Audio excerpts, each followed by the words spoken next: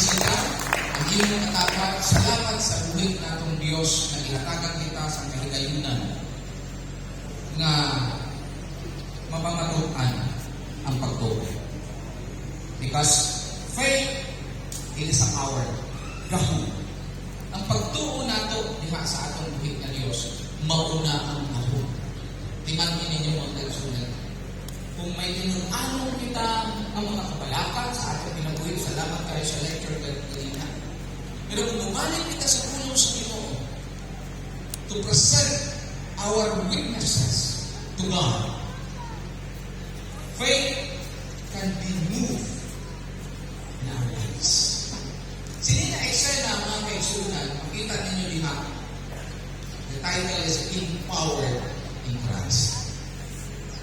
Kung makita nato ang mapa, Kuya Ross, sundan mo ko, Jesus Christ, sa taas sila nga verse sa Matthew chapter 21, gikan siya sa templo, di pamadlong niya ang mga tao, kaya ang purpose ng adto sa templo, mao ang gibuhat ng negosyo. Bisan kung sa, mao ito nasuko ang Ginoo. Kaya naman, ang iyang pag-adto sa walay alang buwanan, dili sincero, dili mao ang purpose, mga kaisunan. Mao ito nasuko ang Ginoo, di panglaban niya ang tanan, kabaligya, mga uunsa, kaya nilang tumong, makaganyan siya. Sa diha, sa templo, mga kaisunan, makita ninyo ang mapa, Kuya Tross, nakita, maaral diha. Ang temple, dahil sa naglakaw, ang Ginoo, human sila na pagsaway niya, mga kaisunan, kung masundan ninyo ang 21, naglakaw ang Ginoo padong sa Betania o Betania. Kung siya gibuhat sa Ginoo to share the word. Because the word of God is power. Samtang maadto siya sa Betania, mga kaisunan, kung ato na lakawon, mga 1 hour. Kung daghan pa mga istoryahan, kung usap pa yung mga kuhan, dugay-dugay yun, pero ilang ka 1 hour, sakit nila sa tuhod. Kabilang sa ato mga tigwa, mga naunang karon. So sa diha na naglakaw sila, nakabatyag sila gutom. Mao man ang mga kaisunan sa atong kinabuhi, kung atong sayon ini nga verses nang sabi niya sa verse 21:18, sa pagbalik ni Jesus paingon sa syudad, ni anang pagkabuta, gigutom siya. Mao na kanina, pagka inubal nato sa mababaw ang ginatawag naman kayo napalakan kita. I-explain kanina, salamat kayo sa explanation. Ito kayo mga kaisunan. Naman kayo napalakan kita. Kaya naman, mauna ang ginatawag na nagsalit kita sa atong sarili. Ang kaisipan. So, ang Ginoo na gutom is because of He is a pure man, but He is a real God. Magbato na nato, sa nakita niya, kay gigutom siya, kauban ang mga apostoles, nakita niya, siyempre, paggutom mo siya reaction, manghanap doon o pagkaon. Nakita niya ang fig tree na dapat expect na may bunga. Pag wala, makuha ang bunga. Kung sa inibuhan sa Ginoo, mautong ha, nalaya, karon hangtod karon, kay nagakinanglan dapat ako sa bunga, karon ikaw ay mamatay. Malaya. Dahil ang mga apostoles. Sometimes, pagigudong kita. Sometimes, maunang mga kabalaka, mawala ang kahong sa Ginoo sa atong Ginoo. Even apostoles, nakauban sa atong buhit na Diyos, na sila nagihimala, nag-miracle ang Ginoo. Pero sometimes, abot na nga ang ginatawag na material na kinahanglan sa atong kinabuhi, maingon kita. Bisag arat sa dapat nila ang Ginoo, kung sa ipakita sa ila ang miraculous things, but gaduha-duha sila. Yapo. Mao na kinurek sa Ginoo. Ang sabi nila mga kaisunan, kumusta ang biyahe sa tulay nato mga kaisunan? Kumusta ka mo? Labi na karon, we expect na di panindot yun ang dagat. But, kung sa pagbiyahe nimo, pagbiyahe nako, kung kauban ang Ginoo, ayaw ka wala ka. Mao lang ipakita ni Kristo to test ngayon mga apostoles, gigutom sila. Pero sabi sa Ginoo, dili na ko. Ang sabi dili, sa daplin, sa dalan, nakita siya usakat, kahoy ang igira, binuol siya, apan wala siyang nakitang bunga, kundi mga dahon lamang, busa, ingnan niya ang kahoy, dili ka na gayon, mamunga, o diha-diha ang laya ang igira. Ang mga apostolis nahibong sa iya. Ipakita, ang sabi dili, ang gusto sa Ginoo kung kauban mo siya, kung kauban nato ang Ginoo, nandiyan na nagabunga na. Kung may tinag-anon na pagtuo, may gahom sa Ginoo, nawala, may panduha-duha ang karon. Pero kung ara ang Ginoo sa atong kinabuhi, everything, mawala na ang atong kalihon, ang atong mga problema, hindi ipakita din, nalaya. Walay imposible sa Ginoo na dili magunan. Walay pakpak sa Ginoo.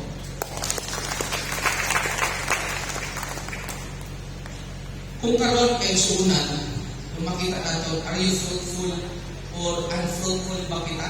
Ikaw ang makatubag sa pangutan. Kung karon 50-50 ba? Or karon pasalamat kita sa Ginoo kay nakadawat kita sa pulong sa Ginoo na Lord, salamat kay gihatagan mo ako sa pulong na nagpalikod sa akong pagtuo.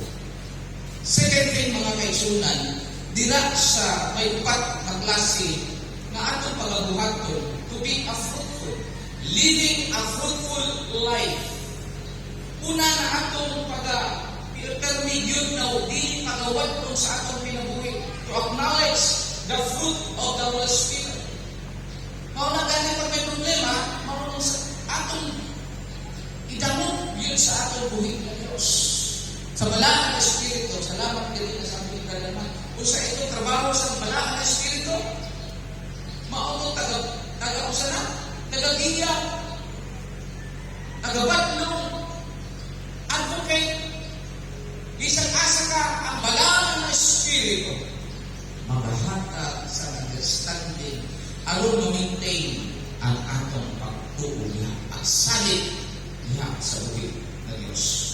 In Galatians chapter 5:22, mga kaigsunan, although mga alam nato yung mga kaigsunan, pero every day in our lives, akong balikod, apat ang Espiritu naghatag sa gugma, kalipay, kalinaw, pailo, kaluoy, kaayo, pagka-maminatutod, pagka-mapahusgan, paobsanon, o pagka-pinugnanon, nganon sa kaugalingon.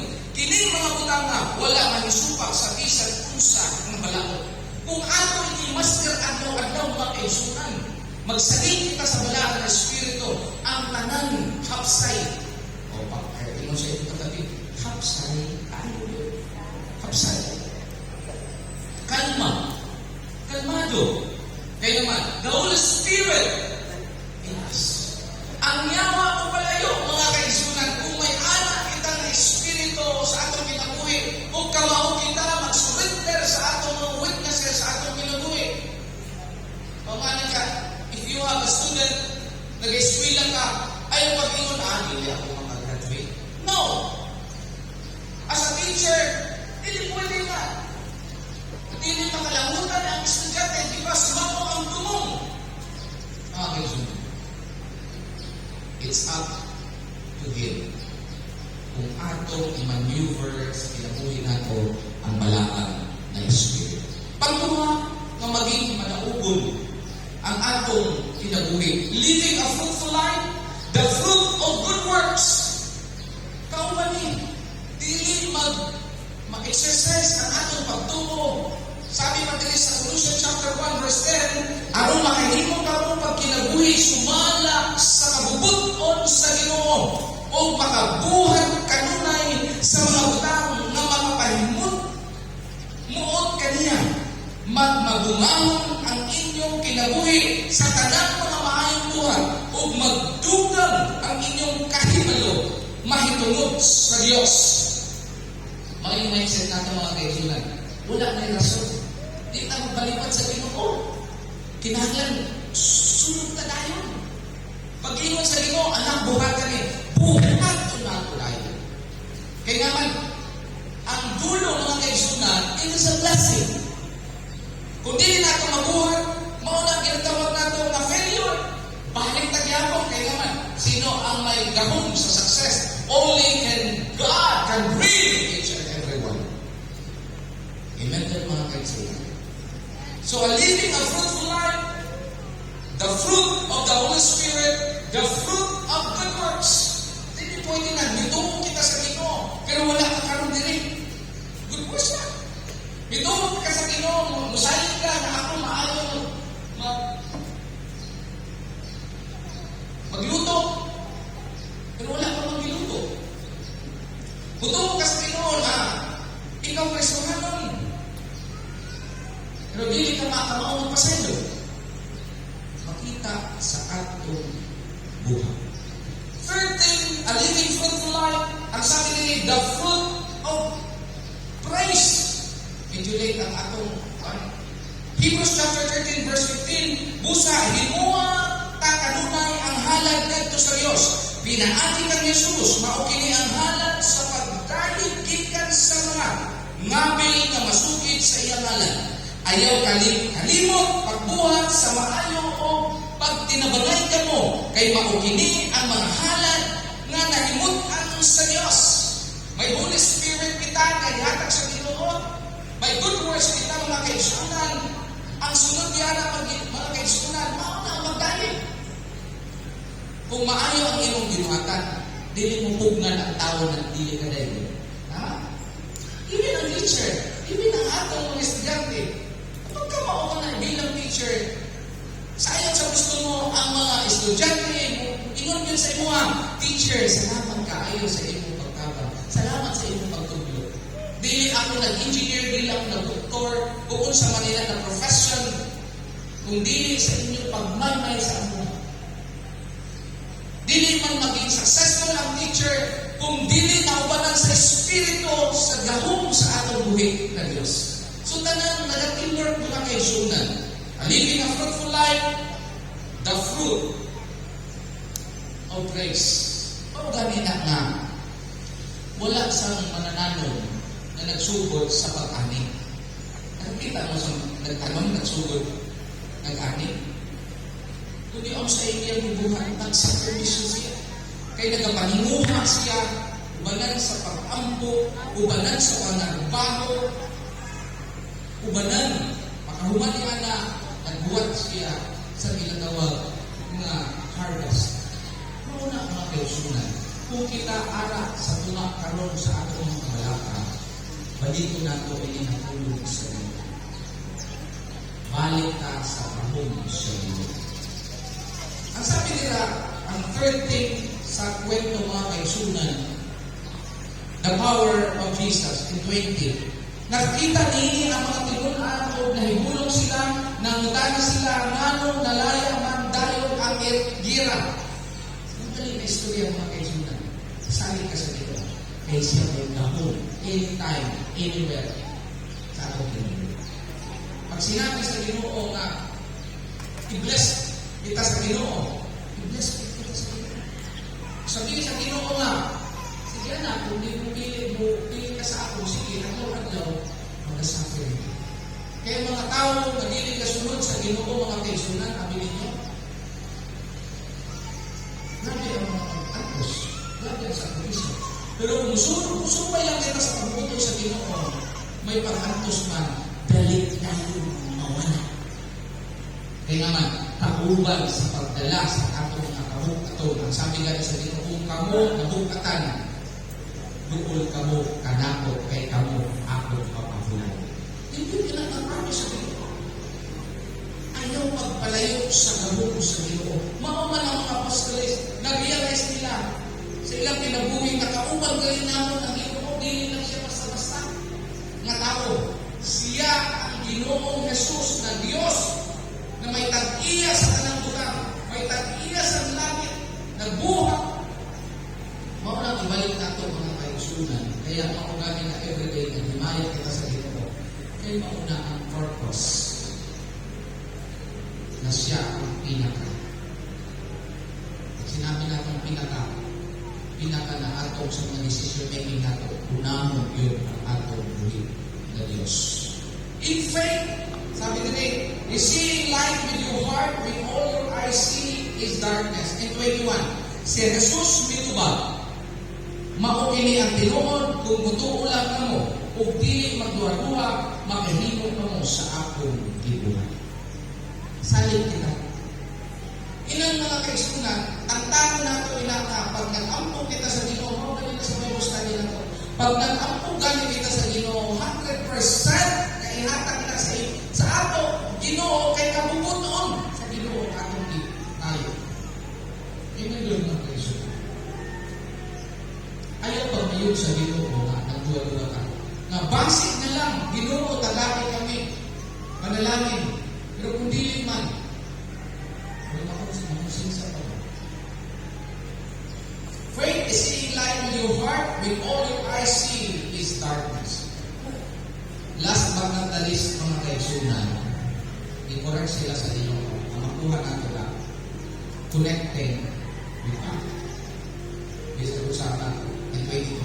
Kung mutuo kang dawat ninyo, ang bisan ko sa inyong pangayubong pinaangin sa pag-ampo.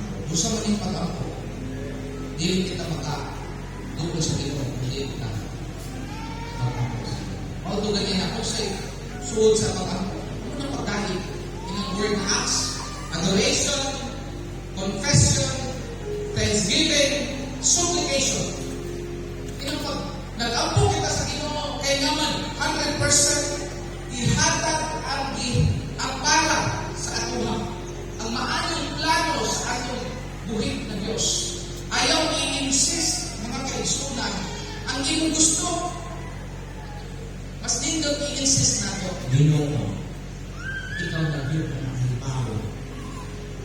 Kung sa'y the best para sa akong pamilya, para sa akong mga anak, para sa relasyon sa aming buhay, para sa iglesia, para sa pagpamalakad bilang leaders, mga leaders, mga kababaihan, mga kalalakihan, hatagi kami sa wisdom sama ni Solomon, sama ni David. Hinahanglan yun ang pag-ampo sa atong buhit ng Diyos. Mga kaigsunan, ayaw kung iska nato karon dito sa mga may cellphone. Kung daghan ka mo, permit ka mo nag-charge ang tawag daw, siguro sa isang agaw, mga kataan, basi tulog. Na beses mag-charge sa yung cellphone, tama ba sa mga kataan? So, the more na nag-charge kita sa atong cellphone, the more ang prayer natin. Buntag sa iyo, every second, every hour, ay inato, i-connect ang iyong pagsama. Rather than sa mga material na butang. Mauna nga kung permi kita mag-connect sa atong mga ginakabalakaan, mauna ang sabi nila, walay makita sa atuha kung nagtuog yan kita. Basi, nagsumay lang ito. Ang sabi nila, the devil doesn't care if you go to church or read your Bible as long as you don't apply it to your life. Sabigan ni makita, alam niyo ang yawa, bisa na atong pagtampo ni voice about sa mga witnesses nato. Kaya yung ipadungga ang yawa sa iyong mga witnesses. Iskreto mo na lang yun nasa Ginoo. Kaya kung manungga nila sa yawa ilang yung witnesses, sigurado, makugali niya ang iyong ko, no?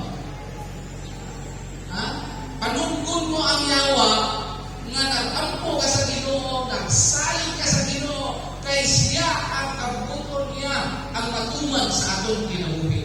Mauna, padungkon nato sa yawa. Dili ang padungkon nato sa yawa. Ay, parang mali, wala din kami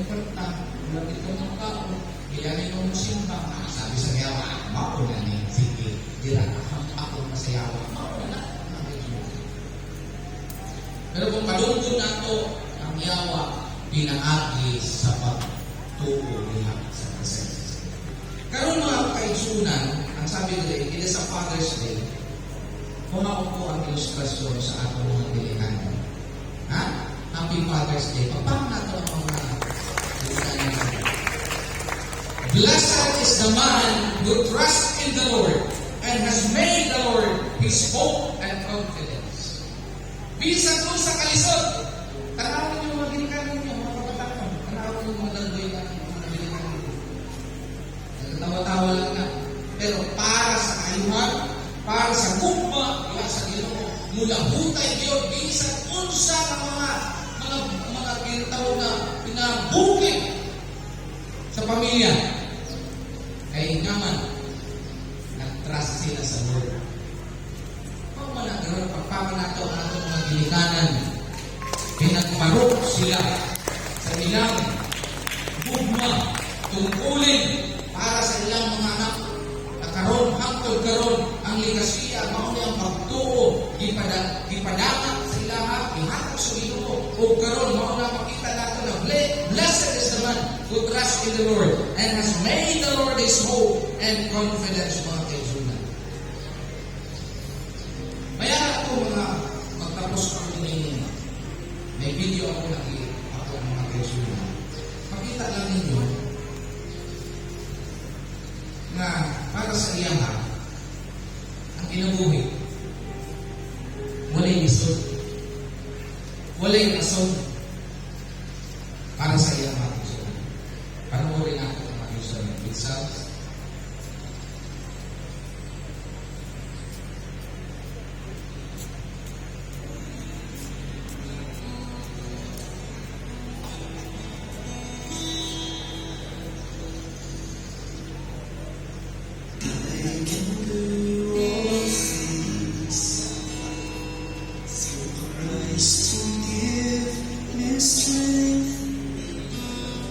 Sometimes I wonder what you can do through me.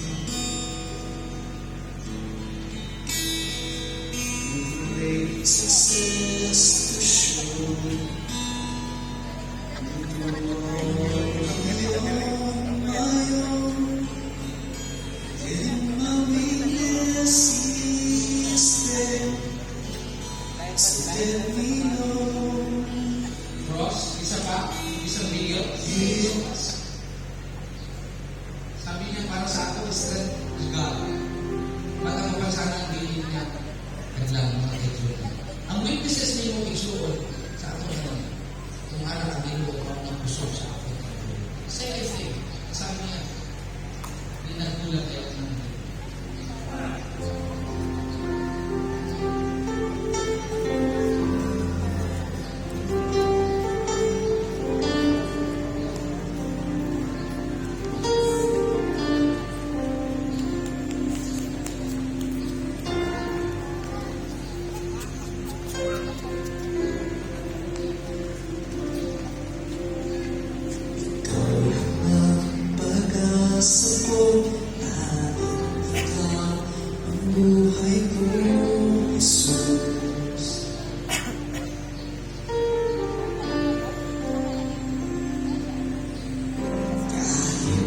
Ako'y nangamba, basta ikaw ang kasama.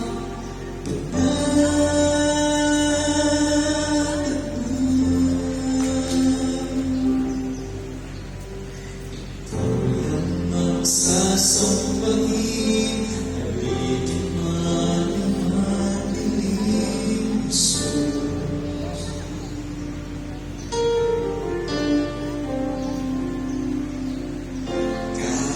May suliran man, lagi kang naawitan. Ikaw lamang,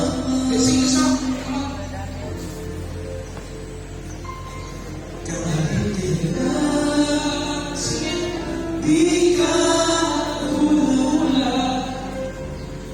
Yaya mo sa ating lahing daan.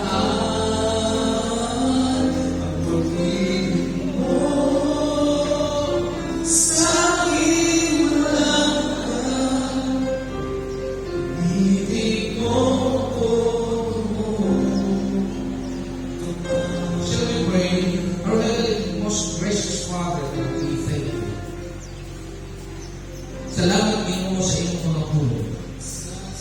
To impart, Ginoo, sa iyong passion, sa iyong kamatayon, Ginoo.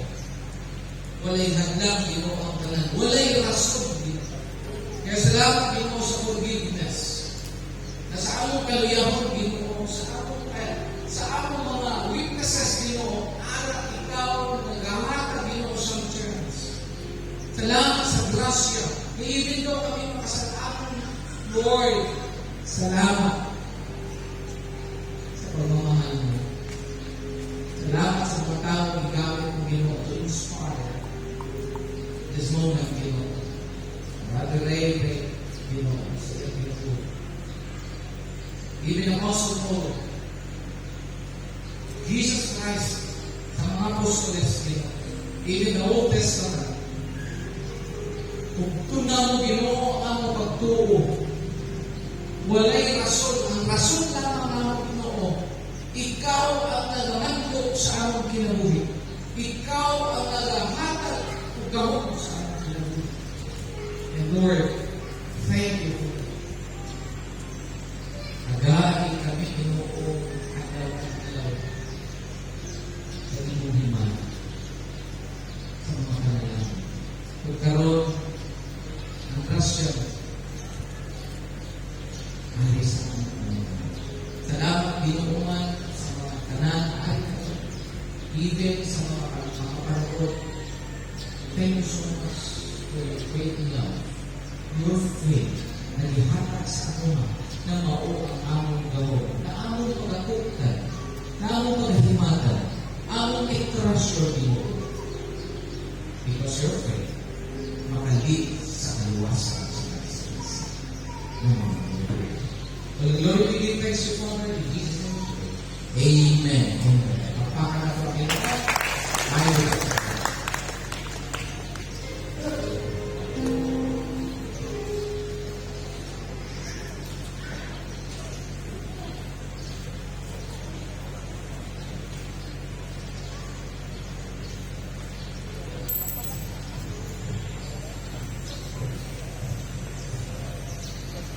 May buntag sa